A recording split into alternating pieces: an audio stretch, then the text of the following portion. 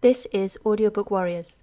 Audiobook Warriors presents an unabridged recording of Manacled by Senlin Yu, narrated by Freya and directed by Prerna Upal. And now Manacled by Senlin Yu. Chapter 48, Flashback 23. December 2002. The next time Hermione arrived at the shack, Draco appeared wearing only trousers and a shirt. She stopped and stared at him in surprise. He quirked an eyebrow and looked down at himself. "I didn't fancy getting you tangled in my robes," he said, with a suggestive drawl. He stared at her for a moment, with narrowed eyes, before gesturing her forward. "Given you aren't necessarily training for skirmishes, we need to expand your combat abilities," he began, in a clipped voice. "Vampires, hags, or harpies won't have wands, but they're experienced when it comes to attacking wizarding folk. They go for close attacks that are difficult to fight off. Most wizards study defense against them, assuming distance, but a smart hag will get you within arm's reach as quickly as possible. They know combat spells are difficult to perform close range. Werewolves may have wands, but most that run in packs prefer physical combat. You're small," Hermione snorted, and Draco glared at her mildly. "You're going to be at a disadvantage in any fight. You need to defend yourself creatively." "All right." Hermione gave a sharp nod. Draco's eyes glittered and he loomed over her. "Now, suppose I'm a vampire. I'd be targeting the side of your neck. You don't have a dueling partner to cover for you. While you're fighting off a Gytrash, I've closed in." He stepped closer until their bodies were touching. "What would you do now?" Hermione whipped her wand upward, but Draco was too close for her to perform the wand motion for most defensive spells.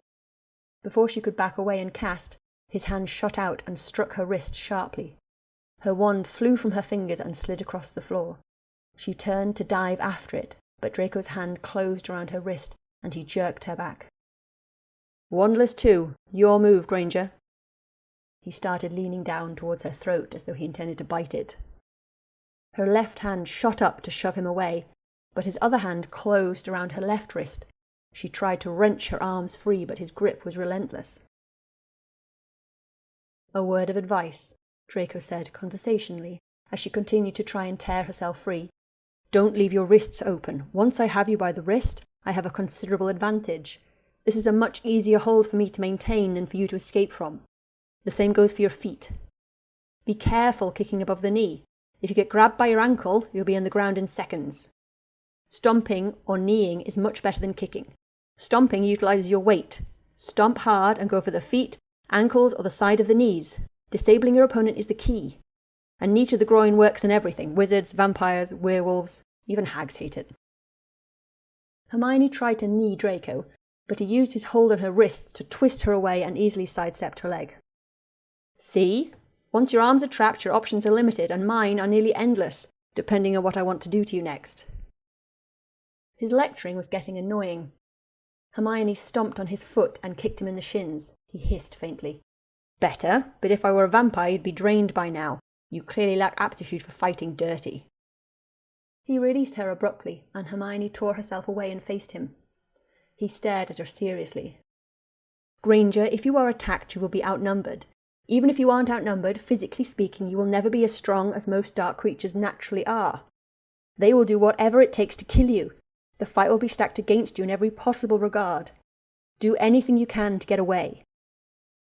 Hermione gave a short nod. "Fight smart," he said coldly. "Be devious. When your opponent is stronger than you, it is crucial to use it against them. You will never be stronger than a werewolf, but they can get lost in bloodlust and attack predictably. If you utilize that knowledge, you may be able to survive it. Also," he shot her a look, "pull your punches. This is a practice fight."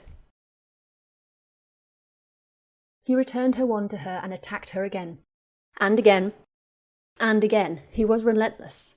And annoyingly conversational. He'd disarm her without even using a spell, and then proceed to trip her, or twist an arm behind her back and force her into a helpless position, while relentlessly drawling on what she could have done better. Hermione grew progressively more and more irritated with him, which he noticed and seemed amused by. I'm a hag, he announced with a smirk, before attacking her for the 20th time. Hermione shot off a series of stunners as she tried to stay out of his reach, but he rapidly dodged them and closed in. She tried to dive to escape him, but he caught her by the ankle. She whirled and tried to hex him, but he snatched her wand out of her hand and tossed it into a corner, and then proceeded to sit on her hips. I would probably slit you open and start eating your organs at this point, he noticed casually, sliding a hand over her stomach. You're worse at this than you were at dancing, and you were an abysmal dancer. I've never done this kind of fighting before, Hermione said mutinously as she tried to wriggle free. Do you have any idea how many kinds of hand-to-hand combat there are? I browsed through dozens of books, but I had no idea what type of fighting I was expected to learn. She glared and added, I could stab you with one of my knives now. He stared at her thoughtfully and then nodded. We should use practice knives. I'll bring a set. Hermione studied him in bewilderment. Why are you in such a good mood today? Months of enduring his cold rage, and suddenly he was cheerful and conversational for no apparent reason. He looked at her for a moment and then smirked. Joie de vivre, I suppose. Or maybe I'm just unexpectedly fond of sitting on you. Hermione eyed him dubiously and wondered if he was high on something. He stood up and offered her a hand.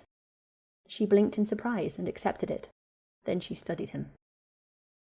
He was strangely happy, borderline affectionate seeming. Hermione was not. She felt on the verge of a breakdown just looking at him. A month. She had a month. A month to find a way to control him. Control him. Even if she could, she had no idea how she was possibly going to demonstrate it. After all, what exactly is he getting from having you? You aren't even sleeping with him. He's teaching you to duel. He taught you occlumency. What benefits are you providing him? What would you even say you are to him? Hermione felt as though she were going to have a panic attack. She stared at Draco in despair. Don't be afraid to use your elbows, he said. When you're fending off close-range attacks, punching won't have much force. Elbows are hard and ideal for close attacks. Better than something as ineffective as slapping. Slapping worked rather well on you, Hermione retorted. Draco snorted faintly. If you're attacking a 13-year-old boy, by all means slap him, Hermione scowled. Again, he said, after she had caught her breath. He lunged towards her. Rather than try to bolt, she moved towards him and then sidestepped at the last minute. He pivoted and turned back, but she'd already hit him with a stinging hex and caught his ankle with a leg locker. He was too close for more spell work. She tried to leap away, but he grabbed her arm, knocking her wand away and dragged her to the ground with him. Hermione kicked, scratched and snarled as she tried to fight free, but he weighed at least 50 pounds more than her. She tried to wrench herself away, but in a minute she was entirely pinned beneath him. If I were a werewolf, I'd already have ripped your throat out, he said in a low voice. His mouth was near the base of her neck, and Hermione became abruptly aware that the length of his body was pressed against hers. His breath was brushing against the sensitive skin at the juncture of her neck and shoulder. His legs were between hers, and as she kept trying to get free, she kept bucking her hips against his. He abruptly tore himself away from her and stood up, glaring. His jaw rolled slightly and his eyes were black. If you're ever fighting off a werewolf, I would not recommend doing it that way, he said in a tight voice, as he pulled out his wand and removed the leg locker jinx on his ankle. How should I do it? Use your head to break his nose, and when he lets go of your wrists, tear his eyes out, he said stiffly. Go for knees, groin, eyes, ankles. As previously mentioned, you're trying to disable your assailant. Right. She picked herself up off the floor and stared wistfully at him. Again, he said, and he attacked her again. By the time Hermione apparated away, she was covered in bruises. Draco had knocked her down again and again, as he'd lectured her on hags, vampires and werewolves' preferred methods for attack. She hid in the bathroom when she got back to Grimmauld Place, and rubbed Murtlap essence all over her body. She studied self-defense. She reviewed all her notes on Draco. She didn't know what to do. She didn't know how to control him. She didn't know how to prove that she could. She didn't know what he wanted. Her? In some way, for some reason, he wanted her, but she interfered with whatever else it was that he wanted. She sorted through her memories exhaustively, turning them over, organising them, trying to find something to unravel. She lay in bed at night and wondered if she were risking the war effort. Maybe she was compromised, unreliable. Maybe Severus was right and Draco was better off dead. Maybe if he was such a centralised figure in Voldemort's army, getting him killed and leaving a power vacuum would be the most effective use for him. But she couldn't reconcile it. She refused to believe it.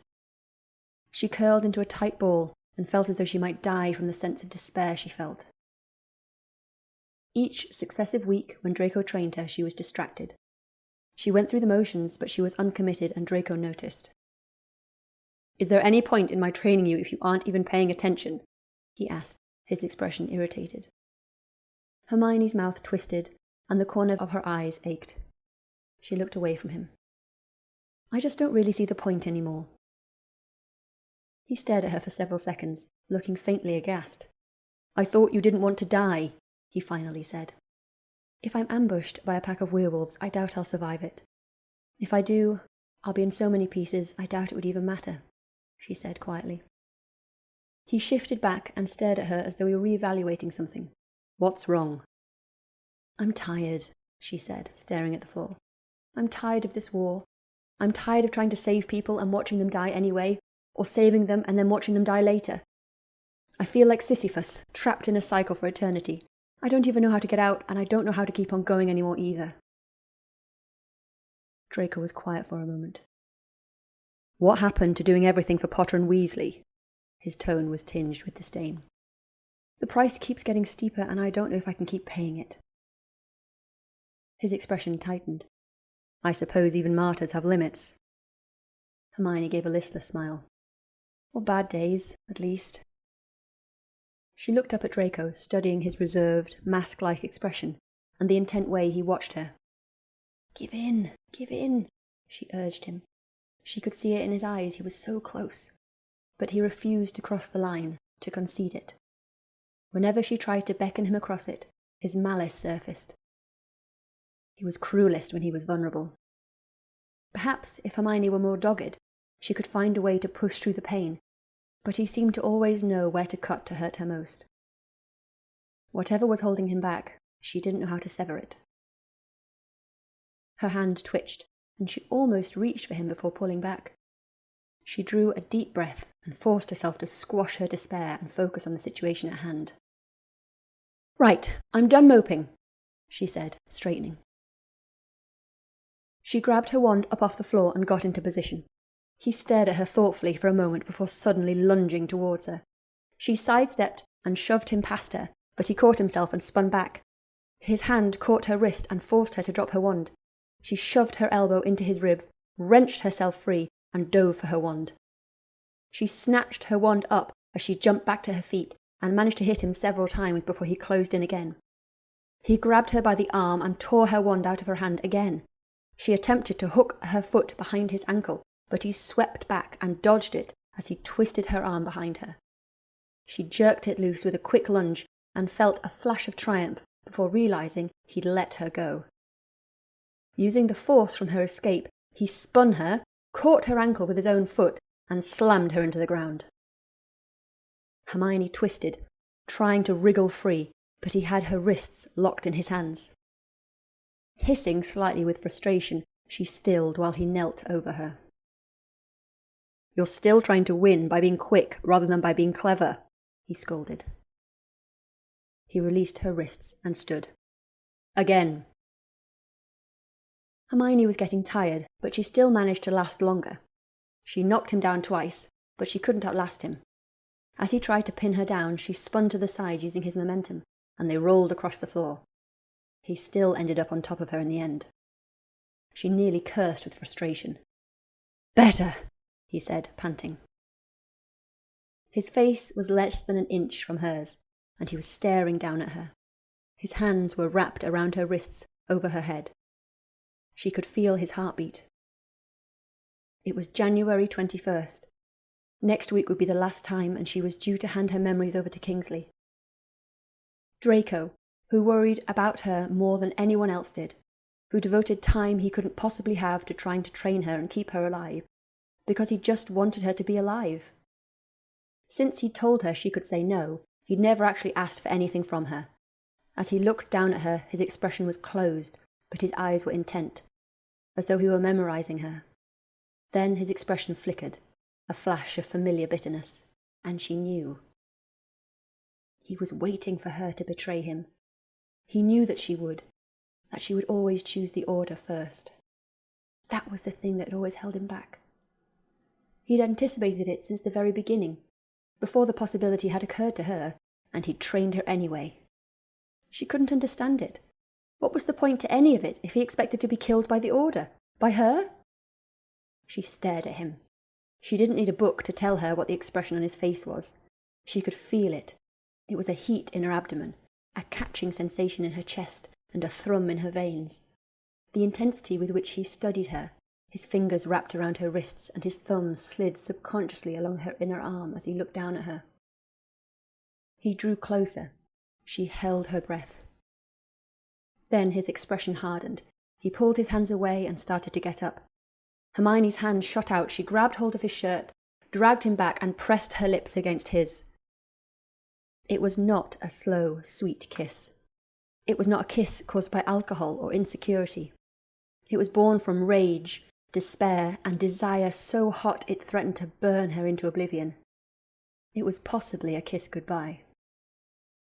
If and when Kingsley and Moody decide to expose Draco, we'll give you an hour to warn him. Draco froze when her lips touched his, and she thought he might just shove her away. She felt his hand on her shoulder and braced herself as she deepened the kiss and tightened her grip on his clothes. He wavered. It was like something broke inside of him, like a dam bursting, and suddenly Hermione was drowning in him. He wrapped his arms around her and kissed her savagely. The heat was like wildfire. The tension, the waiting, months of expecting him to move on her after being told it was why she was sent, a maiden tribute for his services. But it had been a ruse on his part. Touching her, kissing her, wanting her. A feint to conceal his true intentions and motive. Demanding her had been the same form of misdirection that he'd taught her to use in occlumency. A lie. Until suddenly it wasn't. She'd shifted herself in his estimation, manipulated her way into occupying the very place he'd pretended she held. She slid her fingers across his shoulders. One of his hands gripped her hair, tugging at the braids, while his other hand reached down and wrenched her shirt open, shoving her bra out of the way. He palmed her breasts hard enough to make her hiss against his mouth. She kissed him deeply as her fingers slid through his hair and along the tendons of his neck. She dragged her nails across the top of his shoulders. Despite how cold he acted, his name was apt. He was a dragon. He kept walls of ice around himself, but there was a fire in his heart. They tore each other's clothes off. His shirt lost several buttons as she ripped it open and then bit down on his shoulder. Feeling him, marking him. His body was familiar to her. She had already memorized its contours.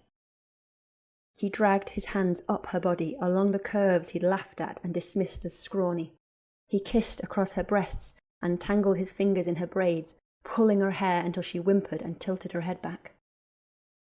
His mouth was at the juncture of her neck and shoulder, and he kissed and nipped along her collarbone until he reached a point where she moaned glutturally and arched against him. It was fast, harsh. It wasn't a romance between them, but the collision of two opposing forces. He pushed her legs apart and sank into her with a single hard thrust. Then he paused and kissed her before he started to move. Hermione bit back a cry of pain and forced herself not to stiffen or pull away. It hurt. She had known it might, if not done slowly, but the pain still caught her off guard, the abruptness of it. Perhaps he'd assumed there had been others before him. She was glad it hurt. She was whoring herself for the war. She had seduced Draco after he'd made it abundantly clear it was a line he didn't want to cross. She'd manipulated him because she wanted something from him. It should hurt her physically to do it, the same way it hurt her mentally. He was so much bigger, his frame practically enveloped her. His hands were tangled in her hair so tightly she could barely even twitch her head as he met her eyes and moved inside of her. His jaw was tensed, his expression shielded the way it almost always was, the hard, flat line of his mouth. But his eyes, the intensity in them as he looked at her was searing. In that expression she could tell. He was hers. The realization broke her heart somewhat. She forced herself not to show any signs of discomfort. She moved her hips to meet his movement and clenched around him as she dragged her fingernails across his back. She locked her feet below his hips to drive him further in. He hissed and dropped his head against her shoulder as he thrust deep inside of her. The angle of his movement, the intensity between them, wasn't just his. She whimpered and gasped near his ear. His pace faltered slightly and he lifted his head. He slid his hands out of her hair, caught hold of her hands and entwined their fingers. He kissed her, a soul-searing kiss that made her chest hurt as she returned them. He shifted his pace, slower. The angle was different, the way their pelvises met as he pushed into her, and Hermione realised with alarm that it was tearing her sense of control away from her, dragging her upward into a fire she didn't know how to escape from or rein in. Draco was kissing her, hot, bruising, almost punishing kisses as he gripped her hands and kept driving into her. The pain had dulled into a fainter throb amid the fire of sensation that laced its way across her nerves. Several more hard, deep strokes, then Draco's hips jerked, and he gave a deep moan and dropped his head next to hers. His breath dragged across her skin as he panted near her ear and kissed her shoulder. Hermione lay still beneath him. She was suddenly aware of the rough floorboards biting into her skin, that the room was cold. The only thing she could think of was how relieved she was that she hadn't come.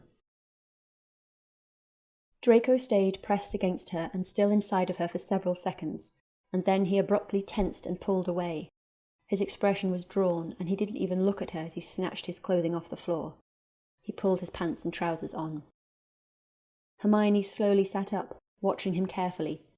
He was growing progressively paler and paler as he redressed. His expression was both disbelieving and horrified. "Fuck," he swore under his breath, dragging his hand through his hair. He seemed strangely devastated. He clapped his hand over his mouth and looked over at her, meeting her eyes. Whatever was dawning on him seemed to be giving him a panic attack. He swallowed visibly, closed his eyes, and pulled on his shirt. Then he opened his eyes. He seemed to have composed himself. He drew a deep breath and turned to her. His expression was tense. As he looked at her, his eyes dropped to her legs and he blanched white. "You were a virgin?" he rasped. Hermione glanced down. There was blood on her thighs. "Yes," she said. "When you first gave your terms, it was assumed that was how you'd want me." Malfoy looked like he was going to be sick. His jaw was clenched as he just kept staring at her. His voice failed him. "I would have been gentler, if I had known," he finally said. Hermione pressed her knees together to hide it and drew her legs closer to her body. "I didn't really want you to be." He pressed his lips together. He looked strangely lost. She couldn't understand how it added up. Why giving in and fucking her was somehow a decisive stroke. Maybe it was. After he'd kissed her when they were both drunk, there had been a distinct line he'd drawn, one that he'd been furiously assiduous about maintaining. If he'd expected her to kill him in the end, he may have found the idea of crossing it unbearable. But it didn't explain everything else he'd done. If he expected her to sell him out, why climb? Why try to remove the dark mark? It had to be related to the runes. If he'd been torn, and he'd clearly been torn, then it may have tipped in the scales. Maybe he couldn't change course now. It was set, obsessive, possessive. She had him, possibly forever, if she was cunning enough to use it. There was something ironic about seducing someone in the hope it might somehow save their life. Her mouth quirked faintly at the corner. She gripped her knee. Her hands were shaking faintly. She'd gotten what she wanted. She'd grieve over the cost later when she had space for it. She slammed her occlumency walls into place. She wasn't going to think about anything but the immediate situation. She had him. For whatever reason, she had him. Now she had to find a way to take advantage of it. He noticed her expression. "You seem pleased," he said in a bitter voice, his lip curling, "to have successfully whored yourself. Happy to know you've got your chess piece locked in place." She didn't flinch at the insult. She closed her hands slowly into fists and then forced herself to open them. "That was my job," she said quietly. There was no point trying to deny it. "You have to have known that was my mission." "Of course," he said in an empty tone, looking away from her. His arms were hanging limp, as though he suddenly didn't know what to do with himself. I never thought you'd actually succeed. I didn't want you. When I demanded you, I didn't actually want you." "I know." She looked away. "I realized that everything at the beginning was an act." Her skin was hurting from the cold. The shack had never been heated, but she hadn't realized how cold it was until just then. He gave a choked laugh under his breath as he looked back at her. "Of course." There was a pause. Hermione started pulling her clothes on. Draco looked away. "I wasn't going to betray your order," he said finally in a dead voice. "I was never going to. You were already losing when I came, and you're probably still going to lose now. But I never really cared. I didn't turn because of that. I wanted to avenge my mother. I was perfectly happy to die in the process." He stared down at the floor. "Unfortunately, by the time I had an opportunity to offer my services, she had been dead too long. It wasn't a plausible explanation." The bitterness on his face was unadulterated. He rolled his jaw and looked up at the ceiling, tilting his head back. "I wasn't aware there was a time limit on grief." He looked over at her, and his expression grew vicious and disdainful. His eyes were glittering. "Since that wasn't a plausible reason, I had to come up with something I'd ostensibly want from the Order. So, a pardon. But I knew that would hardly be believable either. I knew I'd need a contact. Choosing a girl and acting like I had some sort of interest seemed like a pragmatic solution, a way to play into the Death Eater narrative." He gave a thin smile. "But most witches in the Resistance were too much of a risk. Hot-headed and out there in the field so often there's a good chance they'd get picked up in a skirmish. Then I'd either get my cover blown or I'd be cycling through contacts constantly."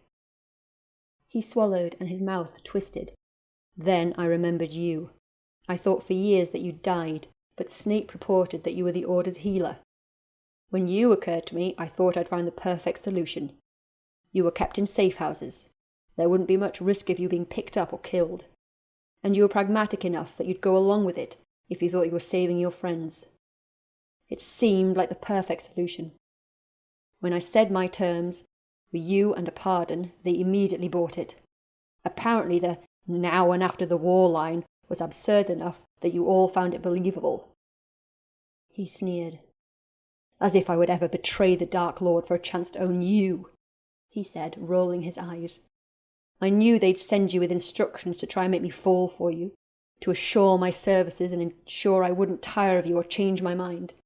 But I figured you'd been such a bitch back in school that you'd hate me so much for killing Dumbledore. I was sure you wouldn't succeed. I honestly thought it'd be funny to see you try." He stared down at the floor. "But you did. You outmaneuvered me," he said. "Or maybe I was just too tired and grieving to keep pushing you away. It hardly matters. You won." He sank down against the wall and shut his eyes. Hermione studied him skeptically as she pulled the rest of her clothes back on. She wasn't sure what angle he was trying to play with this. Confession? The part about her was believable enough.